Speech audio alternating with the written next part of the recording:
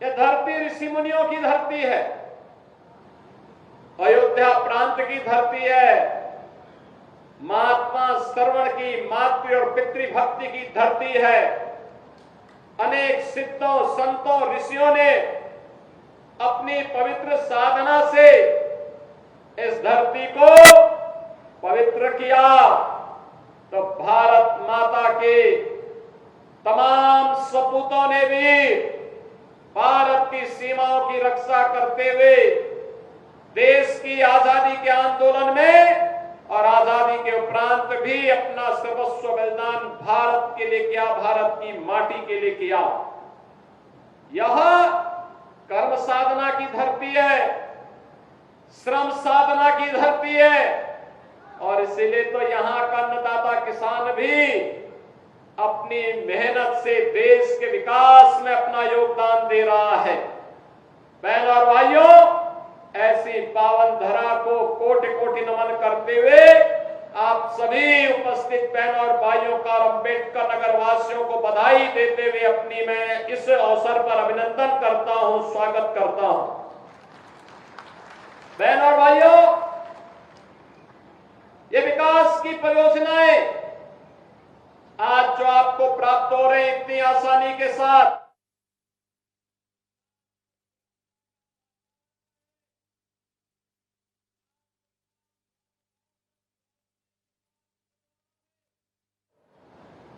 क्या ये 2017 के पहले भी संभव था क्या? बहनों और भाइयों, 2017 के पहले का उत्तर प्रदेश आप सबसे किसी से भी अछूता नहीं है कि क्या उत्तर प्रदेश के अंदर था, क्या उत्तर प्रदेश के अंदर होता था 2017 के पहले। यही उत्तर प्रदेश है जहां पर हर जिले में समाजवादी पार्टी और कांग्रेस के नेतृत्व में पलने वाले माफियाओं की समानांतर सरकारें चलती थी। यह अम्बेडकर नगर में भी चलती थी। याद करिए, हिंदू जागरण मंच के अध्यक्ष, टाडा जनपद के ही निवासी हमारे एक प्रमुख कार्यकर्ता की हत्या यहां होती है और कोई सुनवाई नहीं होती, कोई सुनवाई नहीं हो रही थी। तब भी मुझे आंदोलन करने के लिए अम्बेडकर नगर जनपद में आना पड़ा था। तब भी हम लोगों ने आंदोलन किया था उस माफिया के खिलाफ और समाजवादी पार्टी की सरकार की अराजकता के खिलाफ। कौन ऐसा जिला था, चाहे वह अम्बेडकर नगर जिला रहा हो, अयोध्या रहा हो, मऊ, आजमगढ़, गाजीपुर, प्रयागराज, प्रतापगढ़, सुल्तानपुर, कोई जिला ऐसा नहीं था जहां पर कोई न कोई बड़ा माफिया समानांतर सरकार चला करके आम जनता की आवाज को दबाता था, गरीबों की आवाज को दबाता था, पिछड़ों की आवाज को दबाता था और दलित वंचित योजनाओं से भी वंचित रहते थे और सरकारें अपनी मौज मस्ती करती थी। उनको इससे कोई मतलब नहीं था, उनकी सरकार रहनी चाहिए, बाकी जाए भाड़ में, यही करते थे वे लोग। लेकिन 17 के बाद एक एक करके माफिया कहां चले गए ये भी आप सब जान रहे हैं। माफियाओं की छुट्टी हो गई, माफिया मुक्त उत्तर प्रदेश हो गया।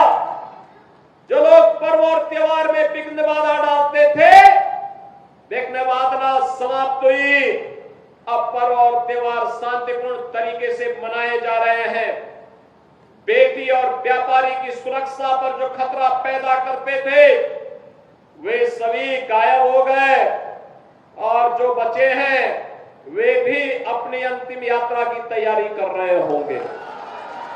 बहनों और भाइयों, मैं तो केवल आपसे कहने के लिए आया हूं, मैं केवल आपसे कहने के लिए आया हूं कि रात जलती हुई बेटी के साथ किस प्रकार का व्यवहार होता था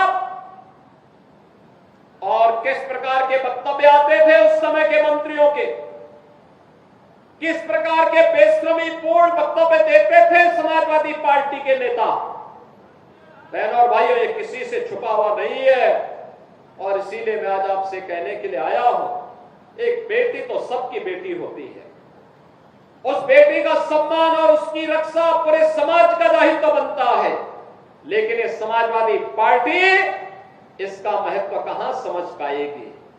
यहां तो गुंडों की भरपूर फौज खड़ी थी, उनको लेकर के लोग चलते थे, उनको अपना शागिर्द मानते थे।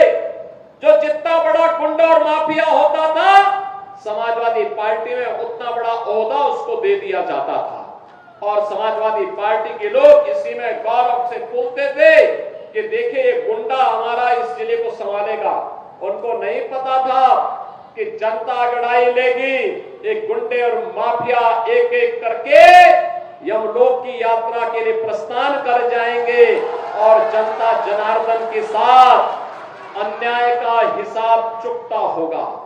याद करिए 17 के पहले, याद करिए 17 के पहले पुलिस पहले भागती थी, पीछे पीछे गुंडे दौड़ाते थे। आज 17 के बाद उल्टा हो गया है, अब गुंडा और माफिया भाग रहा है, पुलिस उसको दौड़ा रही है। और अगर उसने कहीं कोई दुस्साहस किया तो फिर वहीं पे राम नाम सत्य है, यह भी तय हो जाता है। बहनों और भाइयों, सरकार चलाने के लिए जज्बा चाहिए, सरकार चलाने के लिए दिल भी चाहिए और दिमाग भी चाहिए। सत्ता विरासत में मिल सकती है, बुद्धि विरासत में नहीं मिलती है। दिमाग भी विरासत में नहीं मिलता है। ये जो लोग सत्ता को अपनी पपौती मानते थे, वे लोग आज समझने लग गए हैं अब उत्तर प्रदेश में कभी उनको वापस नहीं आना है, इसलिए षड्यंत्र करने का प्रयास कर रहे हैं, अराजकता पैदा करने का प्रयास कर रहे हैं। उनका विकास से कोई लेना देना नहीं, उनका रोजगार से कोई लेना देना नहीं, उनका अन्नदाता किसानों से कोई लेना देना नहीं।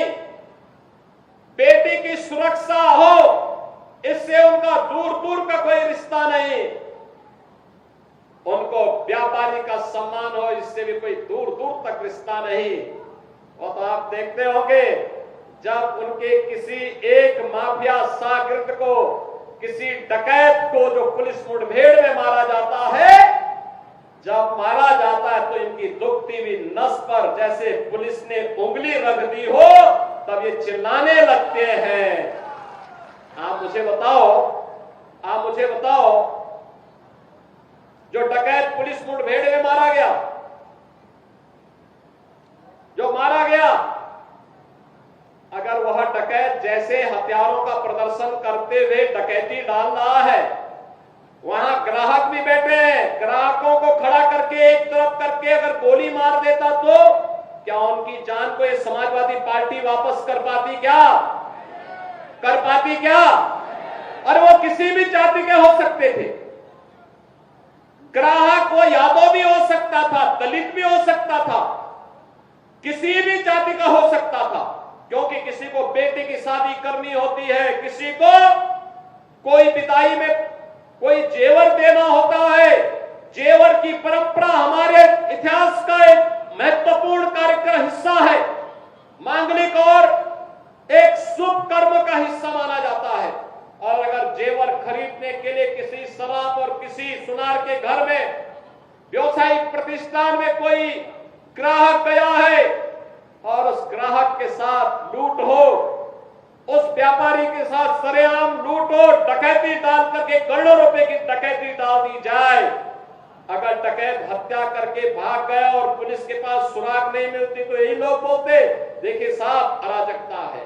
और अगर पुलिस ने पकड़ लिया, कार्रवाई कर दी और फिर मुठभेड़ में, आपसी मुठभेड़ में डकैत मारा जा रहा है, तो समाजवादी पार्टी को बुरा लग रहा है, कह रहे साहब ये नहीं होना चाहिए था। तो क्या होना चाहिए था? पूछना चाहिए। थोड़ा पूछिए इन लोगों से क्या होना चाहिए था। क्या एक निषाद बेटी के साथ जो इन्होंने अयोध्या में, क्या समाजवादी पार्टी के नेता ने, क्या ये ठीक था? क्या एक निषाद बेटी की इज्जत के साथ खिलवाड़ समाजवादी पार्टी के लोग करते हैं? हमारा मंत्री डॉक्टर संजय निषाद वहां जाकर के उस बेटी की हालत देख करके रो पड़ा था और इस कह रहा था ये है निषादों के साथ समाजवादी पार्टी का कृत्य।